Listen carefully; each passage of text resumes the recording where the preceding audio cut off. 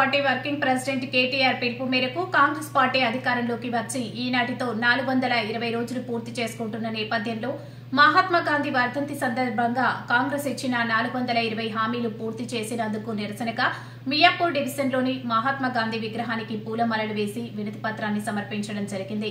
ఈ కార్యక్రమంలో Miyapur division president BSN Kiran Yadav, Roja Kalidindi, Goparaju, Srinivasarao, Sridhar, Chinna, Ramesh, Santosh, Narasingarao, Jahangir, Suresh Goud, Narsing, Raju, Mujeeb, Srinivas తదితరులు పాల్గొన్నారు।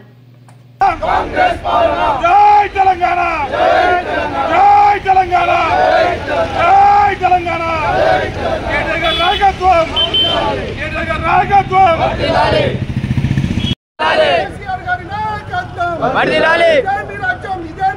దొంగల రాజ్యం, దోపిడీ రాజ్యం, దొంగల రాజ్యం, దోపిడీ రాజ్యం, దొంగల రాజ్యం, దోపిడీ రాజ్యం, జై తెలంగాణ,